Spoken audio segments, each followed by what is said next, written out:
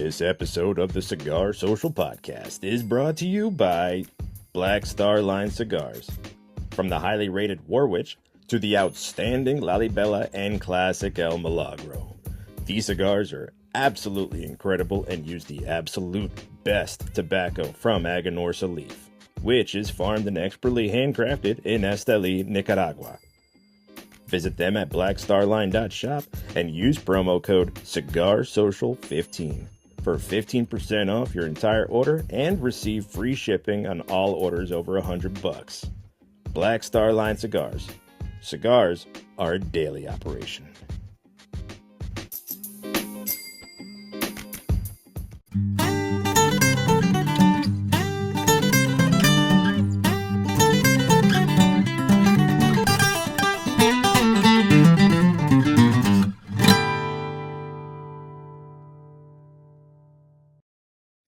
Welcome to another episode of the Cigar Social Podcast. My name is Matt. This is episode 29. I am your host. Thank you for listening. Today's guest is someone who I've been excited to talk to. We've kind of been talking for a while via email, and we finally got a chance to do this, well, kind of face-to-face. His cigar brand is something I haven't really explored personally, so I can't wait to know more about it. From what I understand, he was born and raised in San Fran until he was about 17, spent the 20s in LA, working as a fitness professional and then a personal trainer at some celebrity rich sports club. Then he grew tired of LA, and without much plan, he kind of moved to Nashville in the mid-90s, did some random jobs from jumping around until he finally entered the cigar industry. So I want to know more about that. I heard something about selling shampoo for dogs. Can't wait to find out. And now he's the owner and founder of Crown Head Cigars. Jon Huber, thanks for taking the time. Pleasure, Matt. Thank you. You did your research, man. You just nailed. You encapsulated the last 30 years of my life in about 30 seconds. So that's impressive. Is that good or bad? No, it's like, I mean, it's obviously you did a little research, so I'm flattered. But yeah, it was all accurate, all good stuff. Cool. Today's bottle is the Adictivo small batch whiskey. Now they're known for their tequila. They're known for these fancy bottles with the extra shot on top. And I don't know if it's because of the curved bottle that they can't fit 750 milliliters in there, so they do the extra pour, or is that just a bonus? I haven't measured it.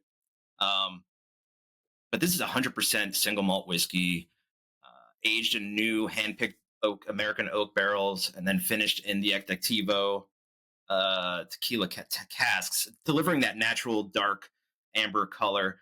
This is the first whiskey produced by them, and which makes this whiskey so special is that it's, again, finished in that tequila cask, so it gives you that unique and great flavor of whiskey, but little hint of tequila. It's kind of a funky little whiskey. I've had it before. It's a flavor bomb for sure. It's something that I would probably say, if somebody's trying to get into whiskey, this would be a good training wheels for them, because it's not too hot. It's got a lot of flavor, and it's a good conversation piece.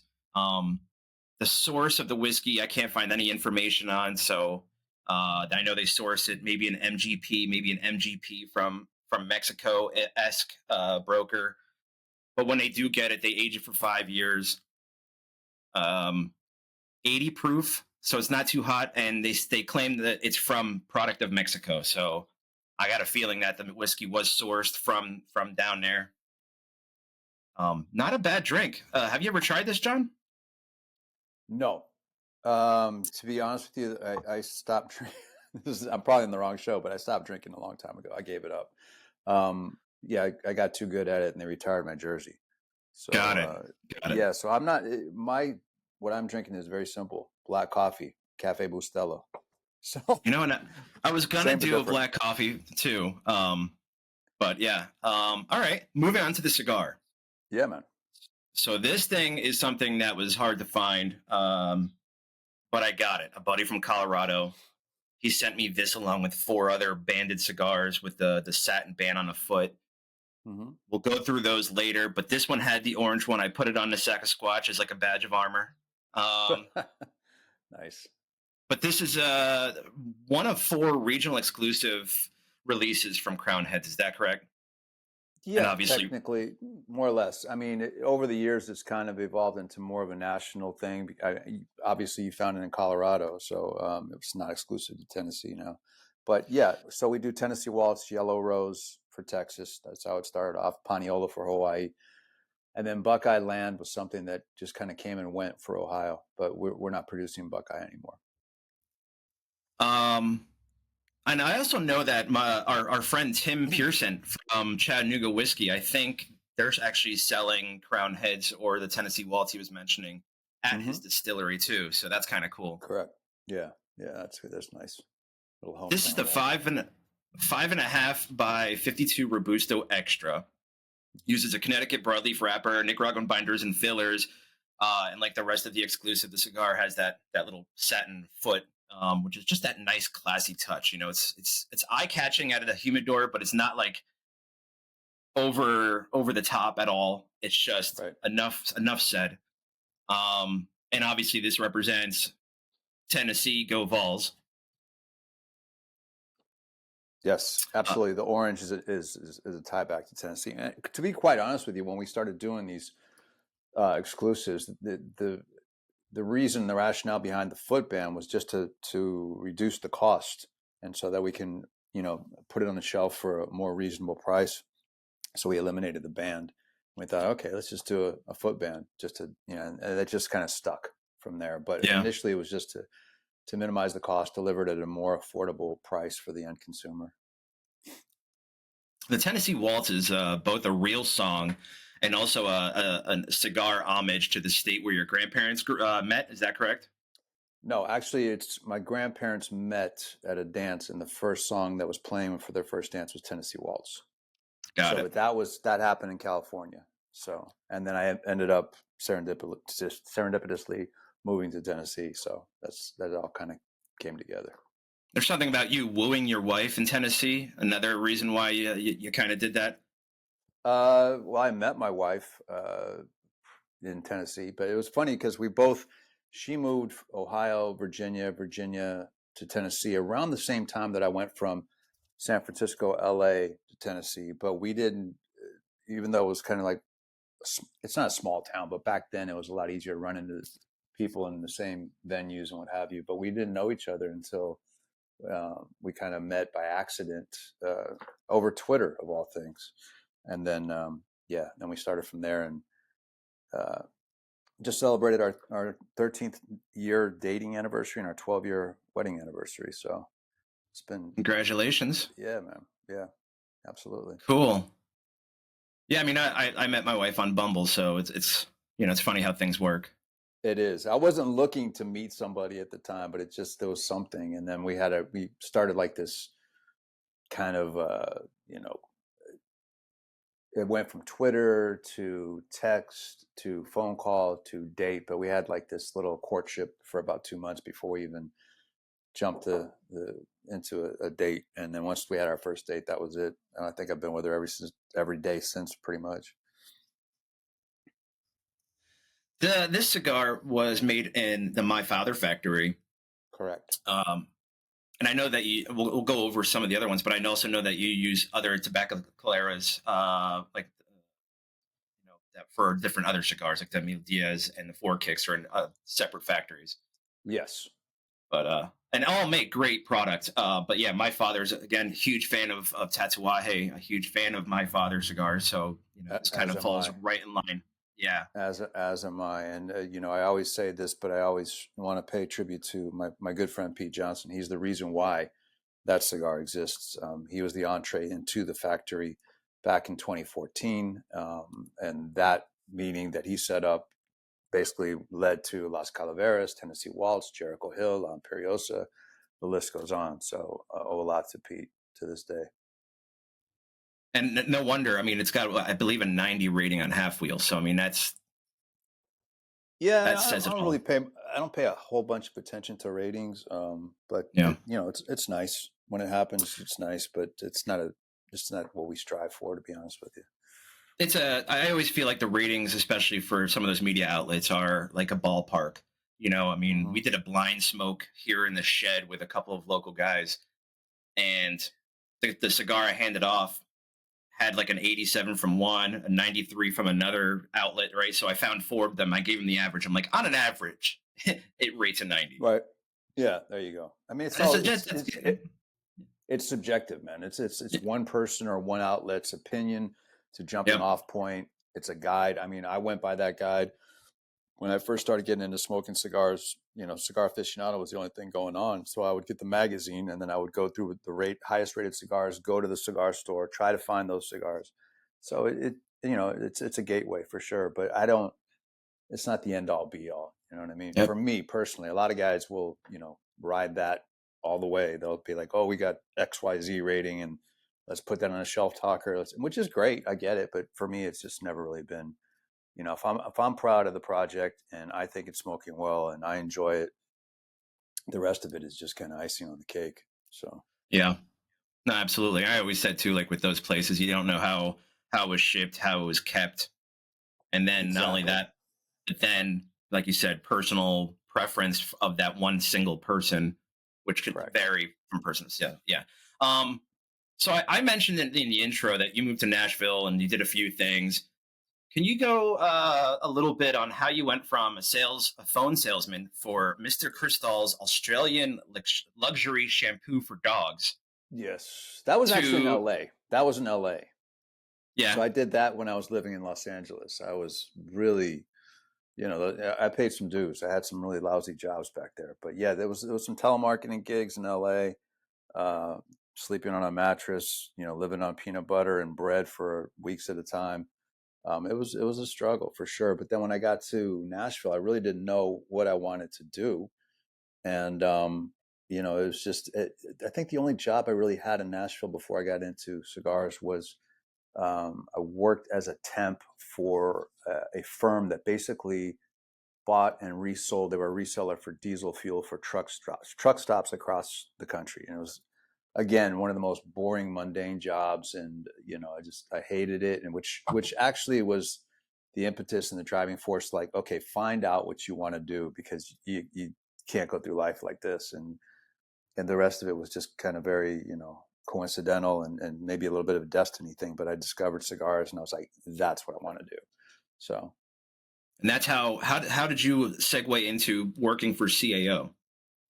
So I I fell in love with cigars. I walked into a cigar shop by accident. I was looking for a gift for my dad, and I was going back to California for a visit. So I was like, "Oh, cigars! This is kind of cool." I walked in, and as soon as I walked into that shop, the smell of the cedar and the tobacco and everything, I was like, "Oh my god, this is amazing!" So I bought my little cigars, went back, smoked them, got into it, picked up Cigar Aficionado, started making tasting notes, started educating myself, really got into it. And then I remember that I found in the back issue of Cigar Aficionado magazine, I saw, CAO International, 830 Kendall Drive. And then I saw Nashville, Tennessee. I'm like, oh crap, there's a cigar company in Nashville. And, at that time, there was no social media. There was none of that stuff. You can't send a DM or whatever. So I literally just cold called the number that I saw there. And I said, who's the owner? What's his name? What's the mailing address? Sent a letter. And I didn't hear anything for about 4 months. And then 4 months later, I got a call from John Osgood, rest in peace. And he said, yeah, I got your letter here on my desk. And I was wondering if you're interested in, coming in for an interview. And that's how it all started. So I interviewed twice with Jono. I took an entry level job as a shipping manager. And that's how I got my start, and just kind of parlayed it from there, to be honest. And within 5 months, I became the director of promotions and public relations. And then I Yep. became like a key component of the marketing leg of it. And then I got involved with product development. And then the last title I had after the restructuring was director of lifestyle marketing, which was interesting because they let me come up with my own title. And I knew a guy at Red Bull that had that title. And I thought, that's kind of cool. And that was it. I became the director of lifestyle marketing. So yeah, so that was it. And then CAO was acquired by Henry Winterman's, and then eventually that was acquired by STG and all that. So it was basically my stint with CAO was from '96 to 2010.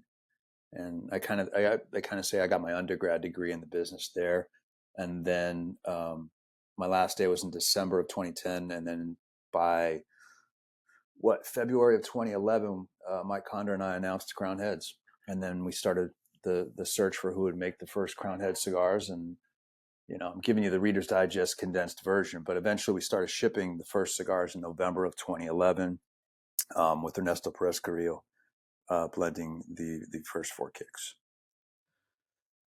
There was a funny story I heard about how you went from the CAO, director of promotions and public relations, or how you went from shipping manager to director. Something involving a boxing event. Yeah, yeah. So what happened was I was doing the shipping thing. Didn't know anything about shipping, but I had told Jono that I was going to be the best shipping manager ever, and I just anything I could do to get my foot in the door. And I think he saw that I was passionate about it, so he gave me a shot.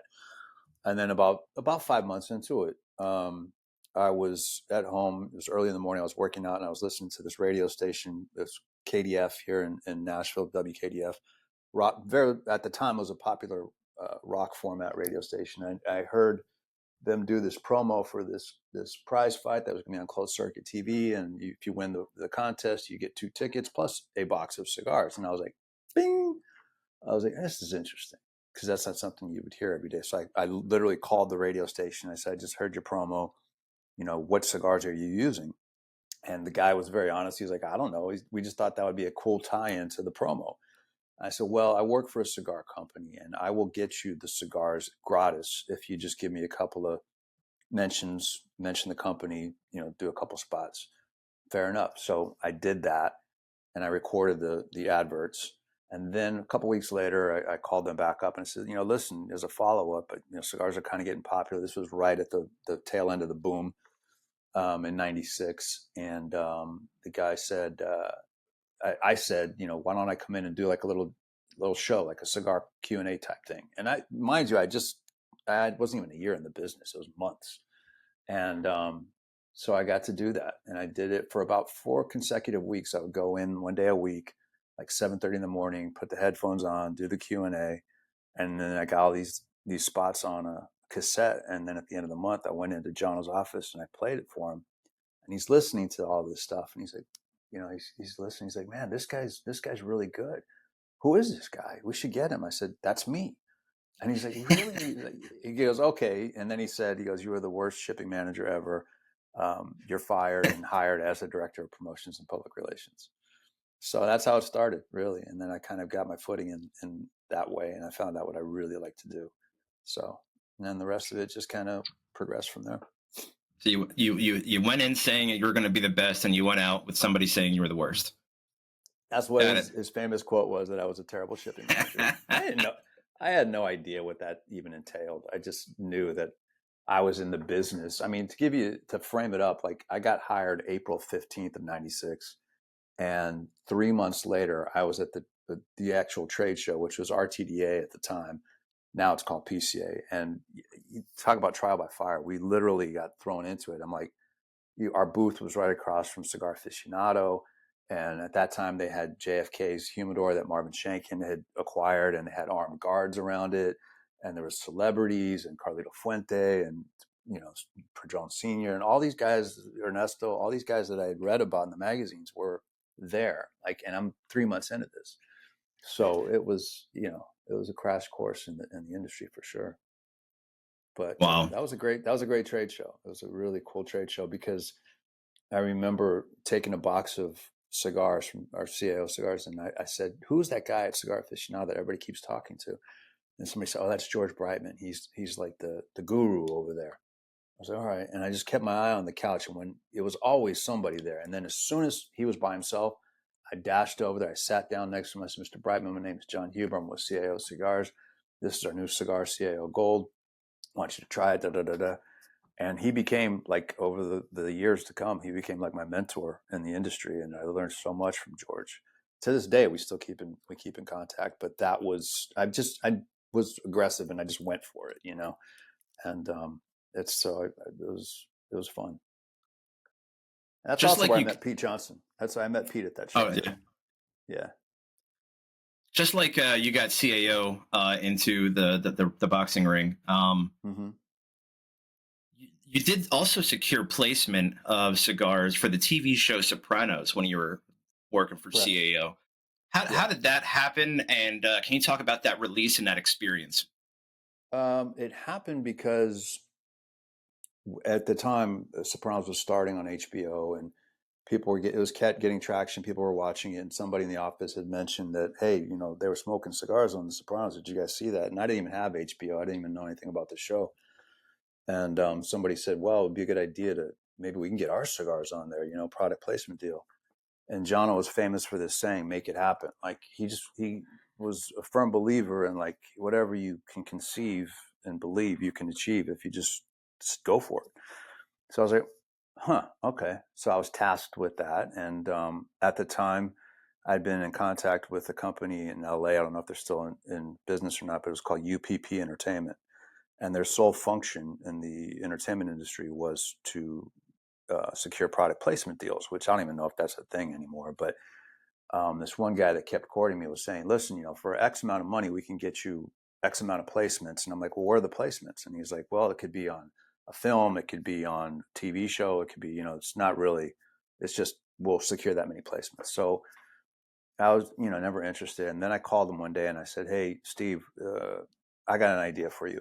If I just want one specific thing, what's that worth to you? And so we worked out an arrangement with UPP, and they got the product onto the show. And then from there, I developed a direct relationship with the product placement person on set. And so the following year, we didn't even need to renew the contract. We just kept sending product. And then that eventually led to HBO wanting to do a private label thing, a royalty arrangement kind of a thing with CAO, and it became CAO The Sopranos Edition. So we worked on that, got that out there, and yeah, it was a cool experience. I got to meet a lot of the cast. Um, to this day, it's sad, but I still have James Gandolfini's cell on my phone, and I won't delete it because it was just such a shock when he passed. And Yeah. Wow. but it was a fun experience. It was. It just kind of really reinforced Jono's mantra of make it happen, and we did. Collectively as a team, we made that whole thing go. So it was fun. Yeah. No, that's pretty awesome. And so you have cigars. Actually, you know what I wanted to do? I want to go through these four real quick before I go into the different tobacco factories for the Sure. joints. But I have you mentioned this was the yellow, so that is Yellow yellow Rose. rose. Yes, which is the same blend as the cigar you're smoking right now, Tennessee Waltz. It's just in a box pressed Figurado size. Okay. So that was exclusively for Texas. So that came out after Tennessee Waltz.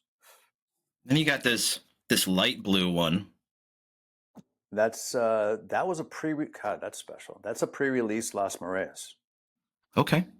So Las Mareas, came out about a time when all this FDA deeming regulations were coming out, and we needed to get, or everybody needed to get product into commerce before all this, the end of the world happened. And so I said, well, let's just do a pre-release just to get it on the shelves. And we were in a real rush, just use those. And we did a very small run of those. So those are really hard to find. And then Las Marias came out, with the band and the packaging and everything. And then has since been, put on hiatus, as we like to say. So that's what that one is. Okay. Cool. Well, I mean, like I said, my buddy in Colorado sent me these, so thanks, Aaron. He's a good buddy because I don't even have that cigar. And the dark Dark. blue, that Yep. might be good. That's going to jar my memory. I think it's one of the Paniolo exclusives that we did along the way. We do an LE for Hawaii for one specific person, Marvin Chang at Arfield Wine, and we've been doing that with Marvin since 2015. And so every year it changes. That unlike Waltz and Rose, which is the same blend, same size, Paniolo changes the size and the blend from year to year to year, and it's a small run of like maybe 4,000 to 5,000 cigars a year for Hawaii. So I Okay. think that's one of the. I couldn't tell you the year off the top of my head though. And then we have our last one, which is a white. Is that white band? Yeah, that's also a Paniolo exclusive, and that's the one I believe that one of the ones that True Estate did for us. They did 2 years, and that was one of the years. I think that was the 19, maybe something like that.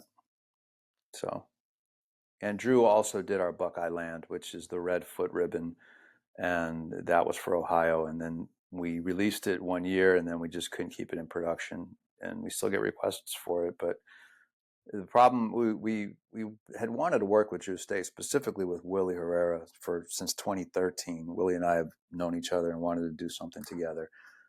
And eventually, over the years, we finally got more and more serious about it. And so we finally came out with a brand called La Coalición in 2019. That was a collaboration between Willie and myself. And I was very, very proud of that cigar. And it did very well. And then we just couldn't get any more production from Drew. And they just got so big. It's so hard for us, a cigar company like our size, to work with a monster behemoth like Drew, because in fact, I was talking to Willie yesterday, and they have a thing called the demand plan, which is basically their production schedule for the future. And they're already working on, 2025. So yeah. And Wow. we're working on July and they're working on 2025. So Um, you did Tennessee. We talked about why. You did Hawaii, and you talked about why. So why Texas and Ohio? Texas was because we had hired one of our first in-house reps. Wes was our first, and then our second was Brian McGee, and he repped in Texas.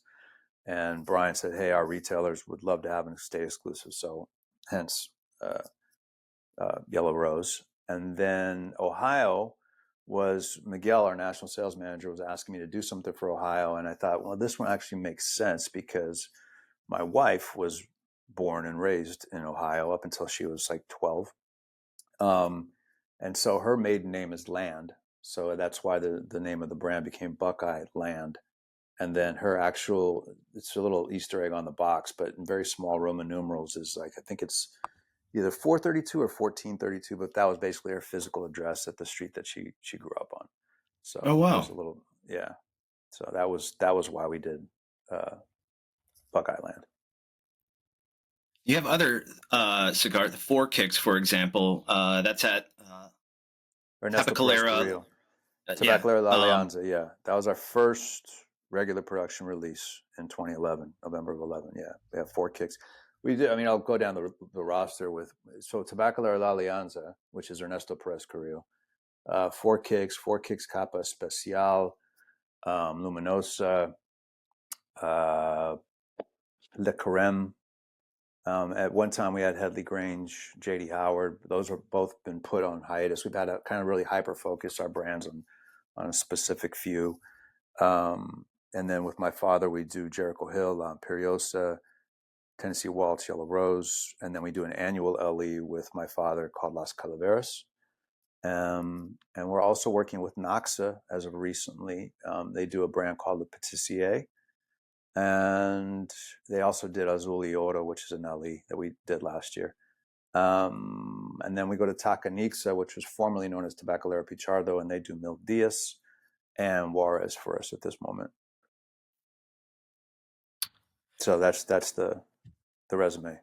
I might be leaving out a couple, but what I've noticed, and like you mentioned, a company like your size and on your side of things, it is kind of hard to probably stick with just one tobacco factory. I know, like Black Star Line, Eric Bay, he uses Aganorsa, and Aganorsa does a bunch for other folks.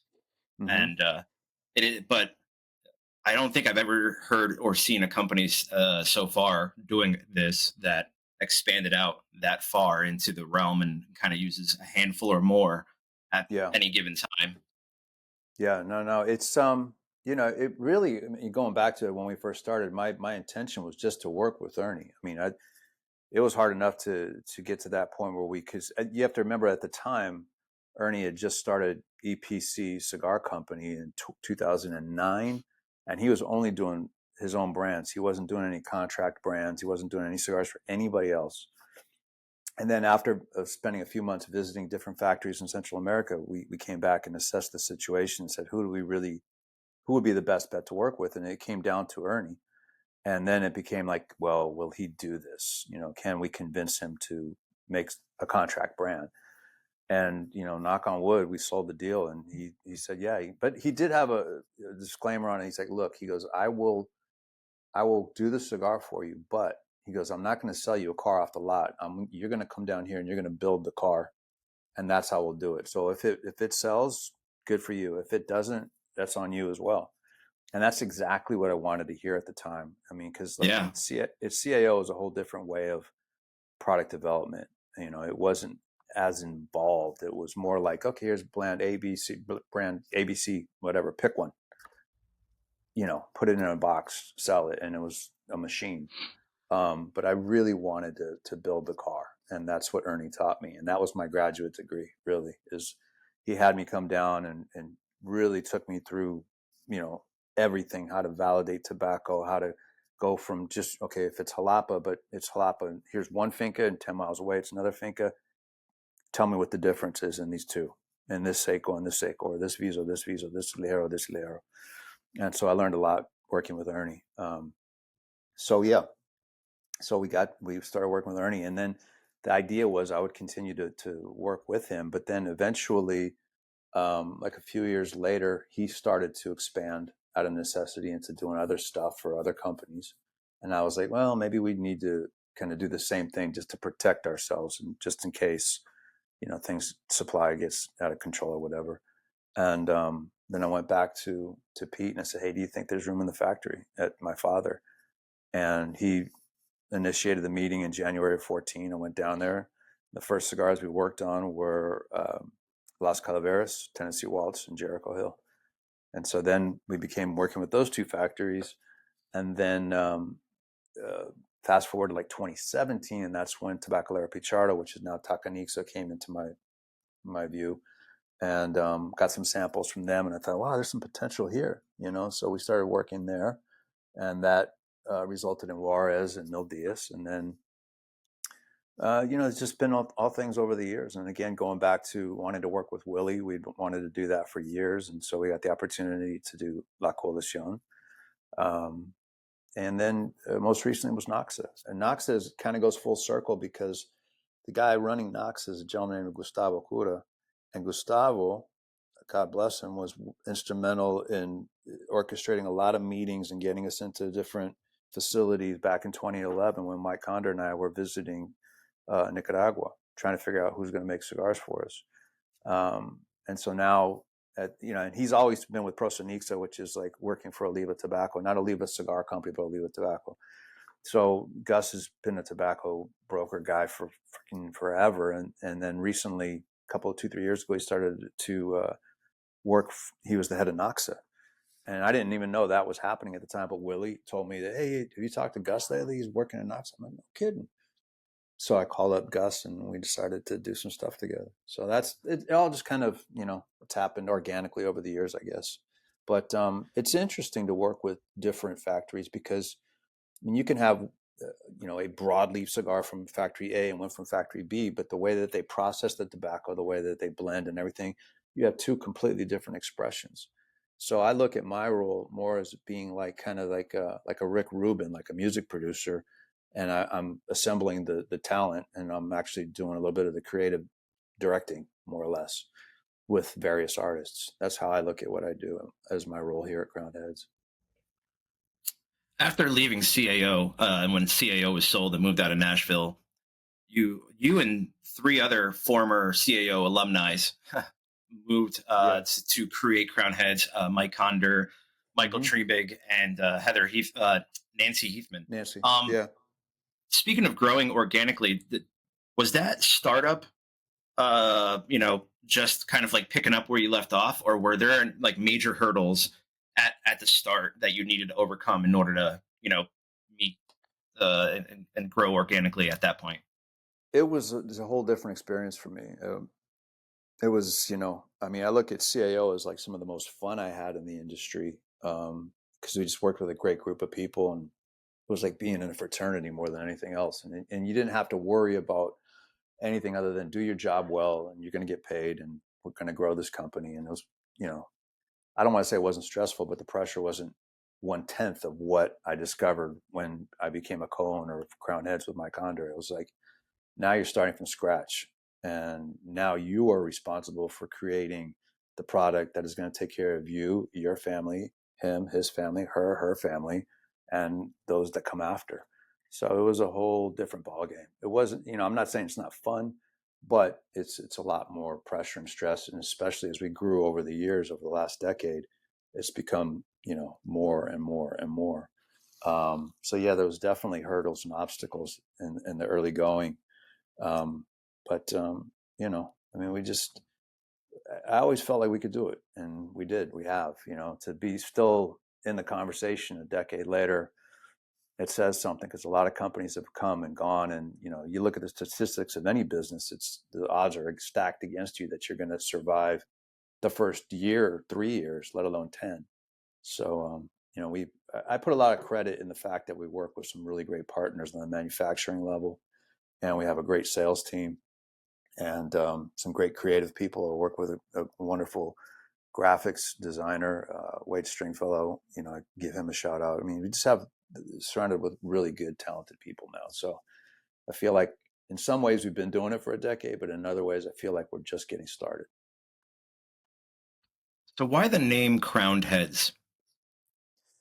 One of the things I was tasked with early on when Mike and I decided to create a company was naming the company.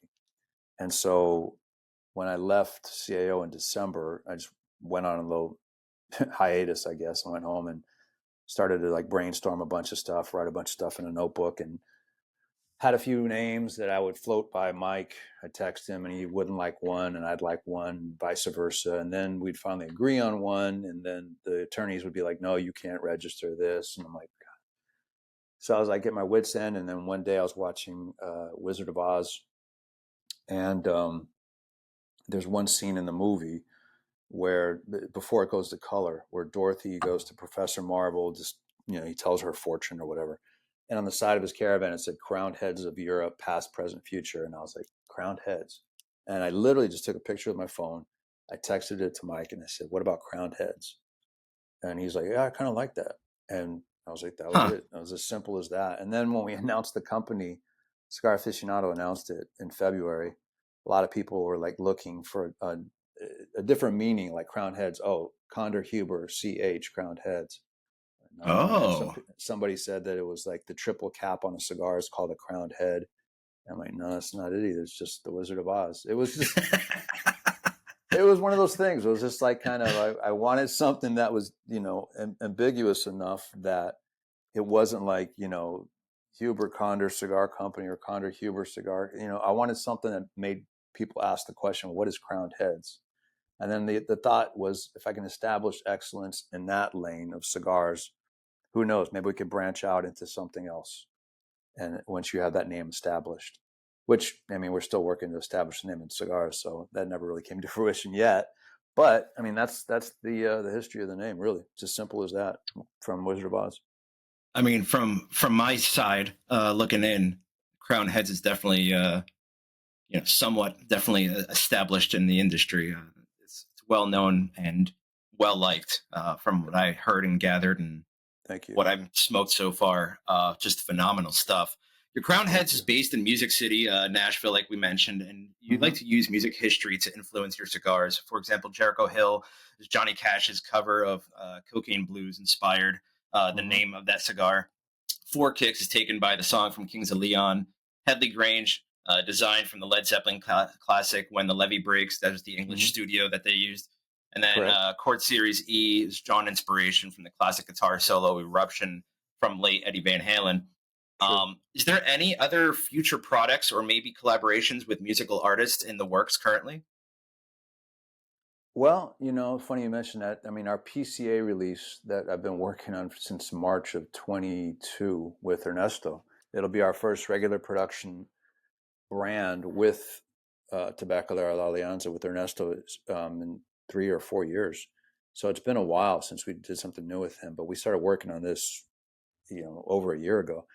But the name came to me from a specific song, but I'm trying not to, in the marketing collateral, I'm not going too deep into that. I'm just like, I like the name. I'm going to leave it at that. You know, if somebody puts my feet to the fire, I'll say, well, yeah, it came from this song by this group or whatever. But I don't want, I want to steer clear of that because, like, for instance, with like Serie E, even though it was inspired sonically by Eruption, everybody dumbed it down to, oh, that's the Van Halen cigar. And I'm like, Yeah. no, you're missing it out, man. You're missing the, Yeah. if you listen to the trajectory of the music and you know, and nobody really got that. So I'm trying to stay away from that a little bit and just kind of, if it inspires me to create something, then so be it. But I don't want to like lean too deep into that story. But yeah, this one coming up technically was musically inspired, technically, but we're not going to go too far into that with the marketing.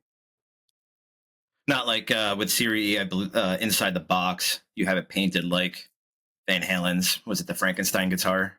Yeah, the Frankenstrat. We actually, that wasn't was not an exact replica of that. I had Wade come up with his own interpretation of that design, and then it was a failed execution because the factory couldn't apply the vistas, and it was a big mess. That, and fortunately, great cigar, bad execution. So you know, and I learned a lesson from that. You know, it's just like people are going to just, they'll tend to dumb it down to the lowest common denominator. So for me to like go through this whole story of how it was sonically inspired, people are, oh, it's a Van Halen cigar. No, it's not. You know, it's not a gimmicky thing. It's so, you know, lesson learned. Move Yeah. forward. Crown Heads Cigars hides in a warehouse district next to a pet crematory Yeah, in it does Nashville. actually. Yeah, we don't. It wasn't intentionally to be hidden, but you know, it's very difficult to find a space that has enough warehouse space that you can actually retrofit, you know, controlled humidification in with a loading dock where they will let you smoke. So it took us about Wow. 6 months Yeah. to find this place. And, you know, truth be told, we've actually outgrown this space. We've had to get new racks that went, instead of going 10 feet high, they went floor to ceiling, 20 feet high. And we've done things like that. But it's not easy to find a place. And yeah, our new neighbor next door to us is a pet crematory. So, but they're very nice people, super good people. And they don't complain about the smoke. That's the main thing. So I'm usually sure. they I'm can't, sure but they don't. right. Yeah. uh, So it was tough to find this space, especially in Nashville, you know, so. is there a visitor center there or a location where the public can come visit and see your operation, or is it I, just an I wish office there exclusive? was. I wish Yeah. there was. And eventually, initially, when we found this spot, we had these aspirations of like doing something along those lines where we had like a little lounge area, and then we were going to bring in like a photo booth and let people take their own pictures and take away their pictures. You know, we had all these like, you know, grand aspirations. And then as we kept growing and growing, that kind of went by the wayside. And like, okay, now your necessity is storage and inventory. So we kept buying racks after racks after racks. And so now basically all it is like a conference room, two offices, and then a warehouse with a loading dock. So they're really, and we do get a lot of requests like, hey, I'm coming to Nashville. I'm a big fan. I'd like to visit. I'm like, you know, I might save you a trip because there really isn't much to see here. It's just a warehouse, essentially. Not Yeah. glamorous by any stretch of the imagination, but it gets the job done for now, for sure. So, Well, I'll yeah. be driving through Nashville early July, so maybe I'll Okay. meet up with you. Maybe Yeah, we could burn one. absolutely. Would love to. It just depends what time of July, because I think the PCA is going to be, I think we're leaving on the 5th and coming back Mm. like on the 12th or something like that. We'll all be in Vegas. So there So may maybe not, I'll hit depending, you up on the drive back then, maybe, because maybe. I'll be heading down on the 7th, and I'll be down in Chattanooga probably till late July, early Oh, August. yeah, I'll be back by late July for sure. Yeah, yeah, yeah. So Absolutely. your hat game is on point. I'm a big hat guy myself. You have a good number of releases. I like the one that has the crown heads and like the old school starter style is one of my Okay. favorites. Yeah, yeah, yeah. I Um, did those a while ago. the new release to your hardware store Yes. is the effing good cigar hat. Great. Uh, Looking good. It it was great. Yeah. phenomenal. It's a creative play on ping golf. Yeah. I have a history with the golf industry, so I immediately saw it and just giggled. I thought it was hilarious. But how is that design created? Like, who was the mastermind behind taking that and turning into what it is? I don't know if I'd call myself a mastermind. I had this conversation with somebody else, and they said, "Oh, that was so this, that, and the other." And excuse me. And I said, "No, I just think I see things differently than other people see them. That's all." And I was watching this. I'm not even a golf guy. I don't play golf. Never have. And I was watching this documentary on Netflix, Full Swing, I think it's called. Yep. Yep. And I got completely sucked into that. I was like, it was fascinating for me as a documentary standpoint. But I kept seeing that hat over and over, and I just saw it, and I go, effing. I could, if you just took this out of here and put a small dot in between, it's effing.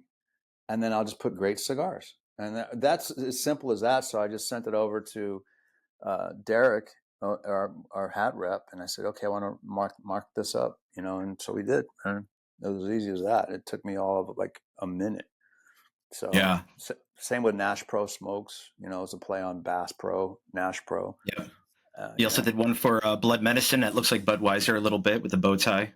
Yeah, it does look a little bit like Budweiser, but actually I riffed it off of Barstool's Bussin' with the Boys, who they riffed it off of Budweiser. So it's like Budweiser twice removed.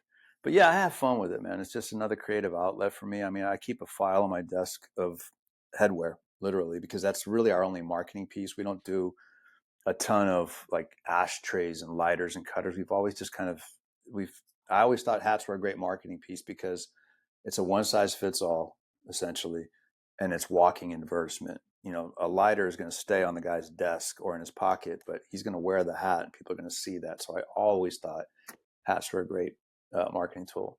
But I've got a file that's literally about, I don't know, 3 inches thick of either every hat we've done or designs that are in the queue or stuff that's in production. And I just do something new. I rotate every like 4 to 5 weeks, and we've never repeated the same design or colorway twice. It's always, Yeah. when it's gone, it's gone. And I get DMs like, "Are you going to bring this one back?" I'm like, "No." You got to get it when they're there. It's just fun. It's cool. And I've With always some of been a hat guy since I was 5 years old. So it's with some of the designs that you have with kind of playing off of existing companies, like we mentioned, have you ever had any companies complaining about any type of trademark or copyright infringement? knock on wood, to this point, no. I did at CAO. I got a couple of cease and desists when I was in the CAO days. I designed a T-shirt that said "Enjoy CAO cigars," but it was all in the font of Coca-Cola. And I thought it was clever. This is Yeah. probably 96, 97, something way back. And literally, like within weeks, I was like, it was like a badge of honor. Like, people must be like, watching us. This is kind of cool. So, obviously we trashed this. We cease and desisted those T-shirts. And then I got another one from the motion picture industry of America, because we came out with the CAO Extreme. And I said, well, we'll put a rated R sticker, like restricted for like full-bodied smokers or something. It was just a clever kind of a little tongue-in-cheek thing. And the MPAA actually sent us a cease and desist on that as well. So I've gotten Huh. those two over the years, but they were both in my CAO days. So far, knock on wood, I haven't gotten anything. There's a thing called fair use, which if you look, like Stanford Law wrote an article on this, and there was a famous lawsuit where I think U2 sued this band for using the similar cover art, and the band actually won the lawsuit, and it established this thing called fair use. So if you look it up, I don't know, I'm not a lawyer, but there is some latitude there, as long as you're not using I'm not putting Ping's logo on there and putting Ping Great Cigars. It's, I altered it. So we'll see, but we also do a lot of stuff like just with the Crown Heads logo, and I've been working with Ebbetsfield Flannels for 5 collabs on their stuff, and it's always just the CH thing, very straightforward kind of a thing. So we do a little bit of both. I like to have fun with the riffs, but I also do some of the straightforward stuff as well. Is there any new hats in the works that you can maybe tease our listeners with, or anything that you can give up? The only thing I got that's in production right now is I haven't done any merchandising recently for Las Calaveras, even though it's arguably one of our biggest annual releases. So I decided this year that I would. So I've got a Las Calaveras hat coming out, which is pretty cool. That'll be here probably beginning of June. Um, and then I did a really nice hat for our new PCA release, which is, I went back to Derek and my rep, and I said, this is going to be kind of high end for us. So I don't want just like your normal trucker or your normal snapback. I want something that is a little more luxury. And so we created basically a kind of a hybrid trucker where it's mesh in the back, but it's suede in the front. So it's going to be kind of nice. So got those two Okay. come in, and I've got some cool stuff coming out in July probably. That's a little bit more Americana, make America smoke again kind of hat, but in a new style. So they're just, there's I got stuff. I could literally not design another hat and probably have new stuff for the next 5 years, but you know, it's I'm right now I'm focused more on the cigar game than the hat game. We got our hands full in product development right now. What's your personal preference? Fitted, flex fit, or snapback? Um, Good question. I have them all in my collection, and I've been fortunate to work with Ebbets. I've been fortunate enough to do collaborations with New Era, which is like, that was like, wow. For me, that was a big deal. And fitteds. Um, but I'm a I wear seven and a truckers the half and a most. 5950, in case you were wondering. That's perfect because that's my size, and that's also the sample size. So that's the size that we usually get the most of. We used to do fitteds with New Era more frequently, and then as their business really blew up in the last 3 or 4 years, there's less space for us to get in there. So I think the last one we did was last year, at the end of maybe 2020, early 2021, something like that, or 22. But we do them from time to time, and those never go for sale on the site. Those are just kind of like friends and family kind of thing. I don't think I have any more 7.5. So I think I got 5/8 and 3/4 left, and that's it. But what I wear most often probably is a trucker. I just wear trucker hats; are just easier. They fit better. They do. Um, that's why I have the Tatuaje one on right now. That fits perfect. I'll And have to I'm send a you big some. fan of the Send patch me hats. send me your mailing address, and I'll send you one of the effing great cigars hats and the Nash Pro Nice. smokes and stuff. And we can get you Absolutely. suited up. Yeah, man.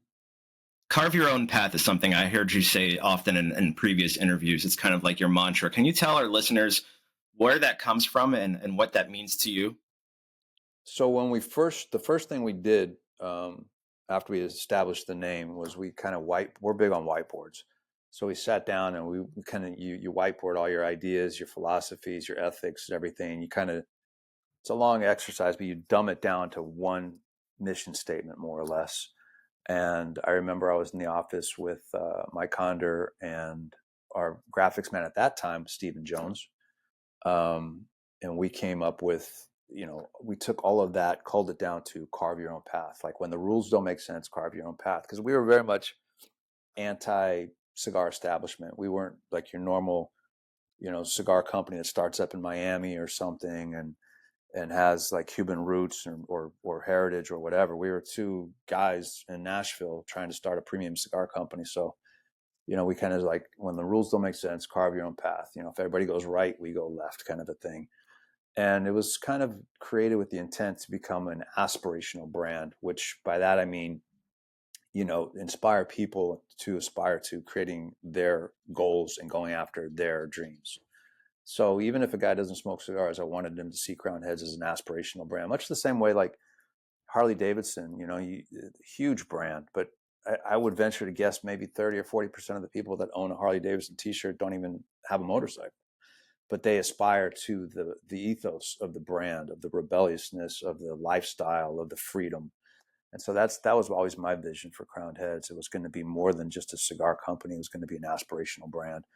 And to an extent, I mean, we've kind of done that a little bit. And I'd like to think that we've inspired a few people along the way to go after their own dreams. I mean, I know I've been in contact over the years with guys that have hit me up and going, hey, I'm working this job and I really want to get in the cigar business. Da, da, da, da, da. And then like 6 months later, they're like, I took your advice. I'm now in the cigar industry, carving my own path, and I've never been happier. Thank you. And it made me feel good, So that's where it comes from. Another thing that I was wondering where it came from. How did you end up calling your wife by the nickname Pure Outlaw? I didn't. That's a good. I still don't know the answer to that question. I remember that was her Twitter handle or whatever they call it, and I remember when we were first talking on the phone, like, what does that mean? Where'd you get that from? And she's like, you're gonna have to stick around and find out. And so I've been with her for 13 years, and I still don't know how that started. But that's not her nickname. I have a different nickname for her, but that's a private story, more or less. So I heard great things about the JR 50th release you did with Mother Church. Yeah. Are there any plans to working together with the Cigar Dojo folks on collaborating a blend for them? Zero. Zero. I listen. I mean, I don't know those guys very well. We've supported them with some advertising on a small scale, and we're like, there's certain guys that we resonate with and certain guys that we're persona non grata with, and I kind of think that Cigar Dojo is one of those guys or entities that we're kind of persona non grata with. I mean, you can see they definitely have some house favorites there. Crown Heads is certainly not one of them. So no hard feelings, but I just have no plans to do anything with them in now or whenever. So Out of the cigars from the Crown Heads portfolio, which one would you consider your favorite child or your go-to? So hard to say. I mean, when you just hit the nail on the head when you said your favorite child, it's like you can't really. How do you choose? I mean, sentimentally, I think Tennessee Waltz is because of the inspiration and the storyline that goes back to my grandfather, and he had such a huge role in my life. That probably sentimentally might be one of the more special ones for me. And then the original Four Kicks, just knowing all the work that we put into developing the blend and working with Ernie. I mean, those are all, they hold special places, but that's not to say that I'm not super excited on what we're going to release in July. Cause I'm like, oh, this could be the crown jewel. This could be, you're constantly trying to improve and get better and better and better. So there's really no go-to. I mean, it's just, the cigar that I smoke most right now, it's all unbanded samples are on my desk. I've got a plethora of different bundles of different cigars at different stages and different ages and different, factories. And I'm smoking those all continuously. At the end of the day, when I'm done, I just want a cigar to unwind with. I'll just go back into the cabinet and pick out whatever calls my name. And like last night, it was a Jericho Hill 44S. And I'm like, wow, I forgot how good this cigar was. This is really freaking good cigar. But people tend to, and I call it the craft beer mentality because everybody's onto what's the new, right? And they always ask you what's new. And so they tend to forget about, Jericho Hill that was released in 2014, but it's still a fantastic cigar. A perfect example. We did a brand in 2013 called Headley Grange. You alluded to it about being inspired by the drums from When the Levee Breaks. And we came out with it, and I thought it was a fantastic blend, and Ernesto was very proud of it as well. It made Cigar Aficionado's top 25. And then it just kind of, I don't want to say vanished, but people just weren't paying attention to it when we were coming out with like all the new stuff.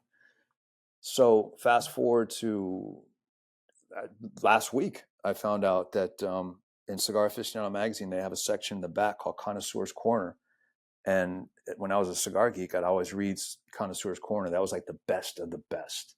That was like the 98 rated Cuban from 1974 or something. It was insane cigars.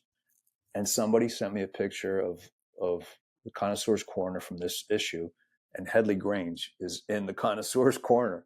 And I was like, wow, that to me like meant a lot because it was like the only non-Cuban in Connoisseur's Corner in that issue. The other three were these amazing Cuban cigars. And I texted the editor, Dave Savona, and I said, man, I'm so flattered. I'm honored. This is like something like when I was coming up, I always looked up to it, and to be in it is like, it blows me away.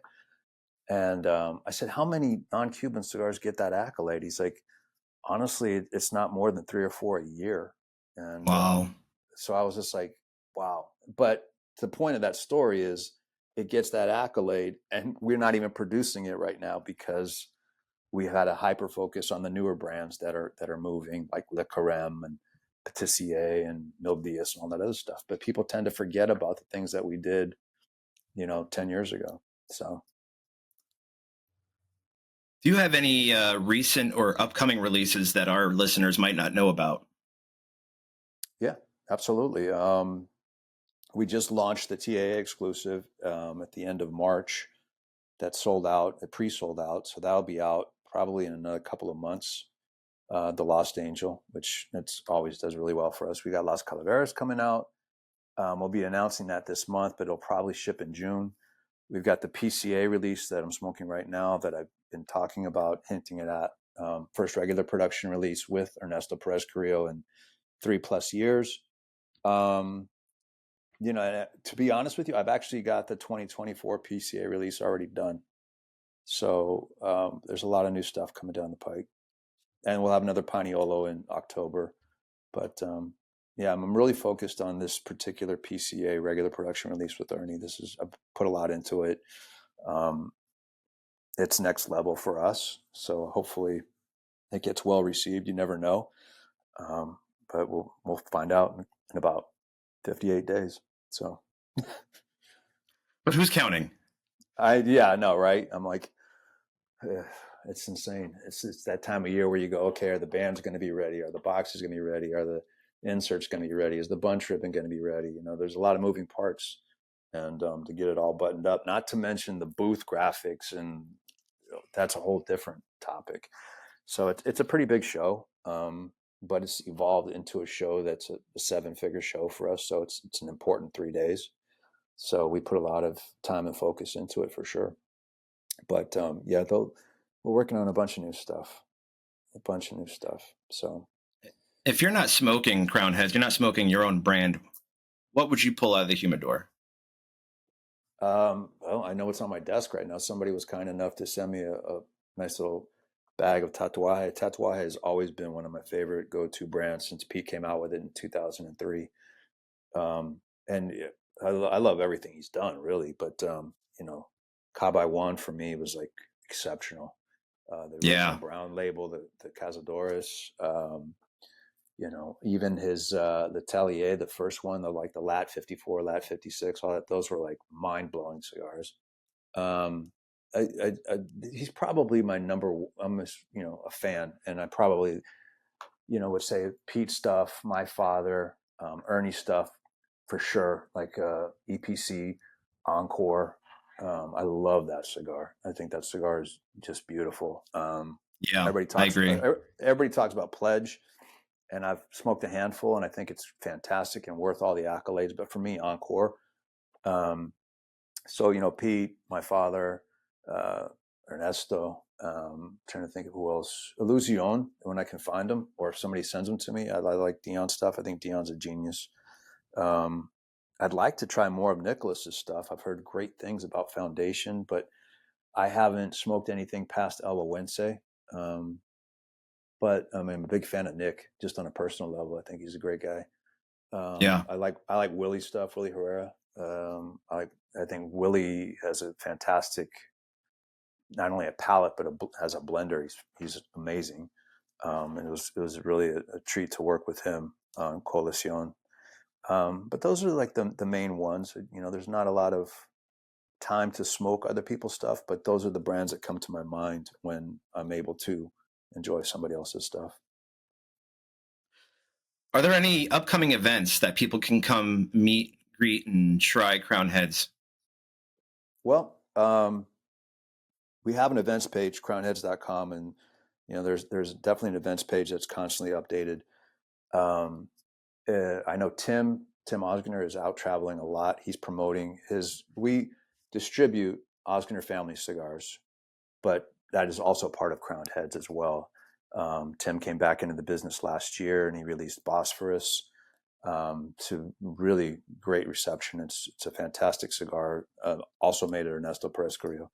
And then he just released Aramas, which is San Andreas Mexican wrapper. And that cigar is phenomenal. And that hasn't hit the shelves yet. It will this month. But Tim is actively promoting both of those brands on a weekly basis, really. I mean, he loves doing events. Myself personally, I never wanted to do events. I probably just, the only event I do consistently, aside from the trade shows, is the Hawaii event for Paniolo. But that's about it for me. I don't really do. I didn't want to, when I started Crown Heads, I didn't want to build the equity of the company into me. I wanted to build it into the brand. I wanted the cigars to be the highlight, not the personality or the face, or meet Jon Huber. That was, for me, was like, I'm not even interested. I still am not. So I kind of like let our cigars do the talking for us, and our reps go in and do the in-stores. And Tim is the opposite. He enjoys doing the event and talking to people, and he's great at it. He's fantastic. So he's a great brand ambassador for his OFC lines. So, but if you go to the events page, it's all updated continuously. I think we have one, let's say the 11th. We got something going on today, and then Tim will be at BNG tomorrow, if I'm not mistaken. I think that's in Ohio. So yeah, there's always something coming up. All right, serious question. Best barbecue in Nashville: Martin's, Shotgun Willie's, or Peg Leg Porker? Can I give you an honest answer? Yeah. I've had neither of those. I know that sounds sacrilegious, but I have never eaten at any of those places. Sorry. I know, That's man. right. I'm the wrong guest. I don't drink. I don't eat barbecue. I'm like, whatever. I mean, yeah, I don't know. I never have been a big barbecue guy, even before living in Nashville. And then that didn't change when I moved to Nashville, to be honest with you. That's not my thing. Sorry. You can ask me a different question. And I don't listen to country music either. So, but. Well, I think my cigar is coming down to a nub. On that note, no, I appreciate you taking the time. Sure. Thanks. I know you're busy. Friends of the Friends of the Leaf, don't forget to check out our official sponsor, Black Star Line. That's blackstarline.shop. Use promo code CigarSocial15. Also go to crownheads.com, crownheadcigars.com. Crownheads.com, and then on social media it's the Crowned Heads. So I do all of our Instagram, all of our Twitter. I'm more active on Instagram, but I'm the guy that you send a DM to. So if you have any questions, it's the Crowned Heads. So, and for no other reason other than when we started the company, I went to use Crowned Heads as the Instagram handle, and there was some like jazz quartet in New Orleans called Crowned Heads, and then I was like, okay, so we'll just put a "the" in front of it. So that's how it became the Crowned Heads. Yeah. So folks, find them there, or ask for them at your local brick and mortar. Next episode, I'll be joined by creative director of Room 101 Cigars, Matt Booth. Oh, so that should be a good one. That should be. I'm preparing for that one. Another long friend from way back. I've known Matt for probably 15 years. So he's a gem. I love Matt. Matt's a good dude. You'll have fun with that. He's a great interview. Yeah. Oh yeah, I in order to get my interview with him, he requested a picture of my right elbow in a bowl of mashed potatoes. That's Matt. That's Matt. Yeah, that should sum it up a little bit for our listeners. Here's a side story. You can even run this by him, but I knew Matt before he got in the cigar business. Like when he was doing Room 101 jewelry, I was still at CAO, and I read an article about him in a magazine called Complex, which is a cool magazine back in the day. And I loved his jewelry. In fact, this ring, he did this for me years ago. And so I contacted him, the info and I typed my name and never thought nothing of it. And then that afternoon I was driving home and I get a phone call, and I pick up the phone and he goes, "Yeah, is Jon Huber there?" And I'm like, "This is Matt Booth." And I'm like, "What?" And like the dude literally called me. I'm thinking he's this big jewelry designer guy. Why is he calling me? Anyway, I bought a few pieces from him. He custom did a few pieces, including this one. And I remember telling him like, hey man, I appreciate you taking the time. I'd like to send you some cigars. This is what I do at CAO. And he's like, no, I don't smoke cigars, but you can send a box to my uncle Leroy in Washington State. I said, okay. And then I got his address and I said, Uncle Leroy, this is on behalf of your nephew, Matt. Da, da, da, da. Never heard anything else. And then like 9 months later, I see this magazine come out. I can't remember what cigar magazine it was. And it was like Matt Booth doing an accessory line for Camacho cigars. And I'm like, huh? And then like the following year, he's like creating his own cigar and everything. And I laugh about it now. It's just kind of funny because he went from like, no man, don't send those to me, to like now he's in the game. So, but he's awesome. He's a creative, That's creative a good story. for sure. Yeah. Yeah, that should be a good one. Thanks again for listening, Jon. Thanks again for taking the time. My pleasure. We'll see you next. Yeah, we'll see you next time here at the Cigar Social Podcast. All right. See you.